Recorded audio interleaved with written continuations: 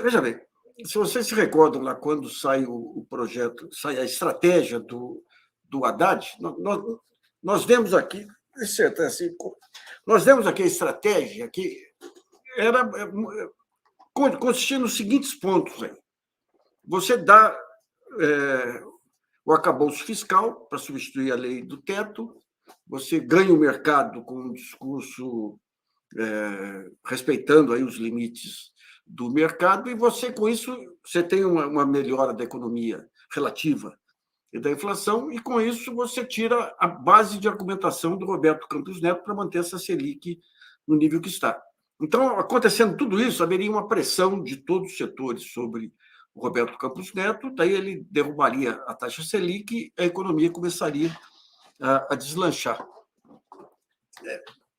Qual o risco que a gente colocou lá? O risco que havia? Havia dois riscos.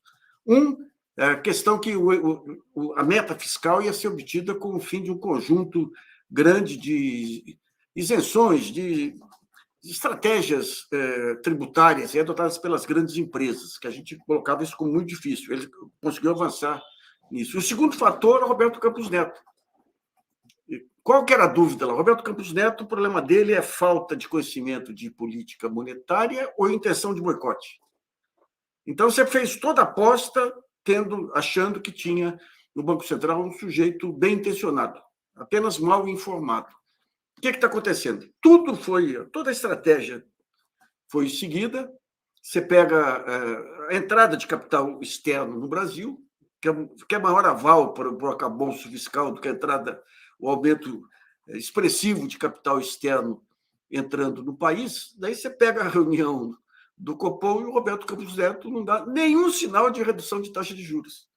E você tem todo o varejo aí numa crise sem tamanho.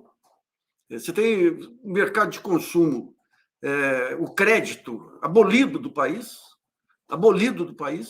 e o Roberto Campos Neto alegando as expectativas, aquelas alegações vãs aí para justificar essa teimosia. Daí você fala, no final do processo, quem que vai ganhar a discussão? Se fosse uma discussão acadêmica, é evidente que não dá para comparar o Haddad com o Roberto Campos Neto. Daqui a algum tempo, o Roberto Campos Neto vai ser considerado unanimemente um desastre e o Haddad vai ser considerado como um sujeito que estava certo.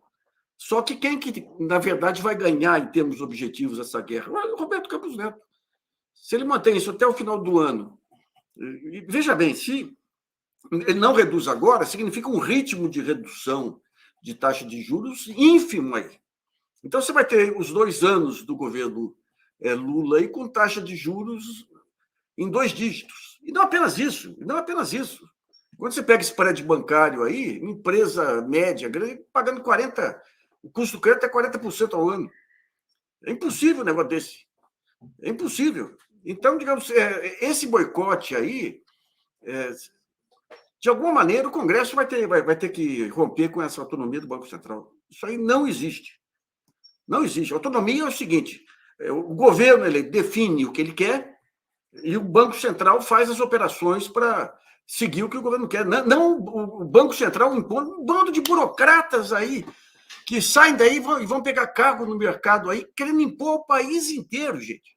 Ao país inteiro aí um custo. Eu estava vendo hoje um estudo aí, você pega o custo da taxa de juros, só o Ministério da Previdência Social tem um custo maior que a taxa de juros. E sendo que o Ministério da Previdência Social beneficia milhões de pessoas. Então, é um abuso sem tamanho, e vai exigir uma mudança de tática do próprio Fernando Haddad. Agora o Galípolo vai para o Banco Central, vai dar um mínimo de racionalidade para a política monetária, mas não adianta. A definição de taxa Selic aí é inacreditável. Um país que você teve uma eleição presidencial, em qualquer lugar do mundo, o voto define o que vai ser feito.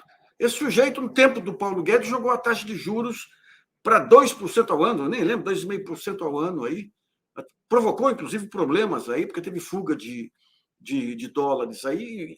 Enquanto o Brasil não resolver essa questão do fluxo de dólares entrando e saindo, não resolve o problema de inflação.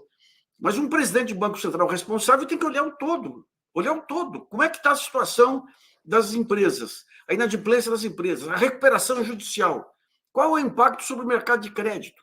Mas não, eu não diria que é uma zebra, ele está cumprindo a missão dele.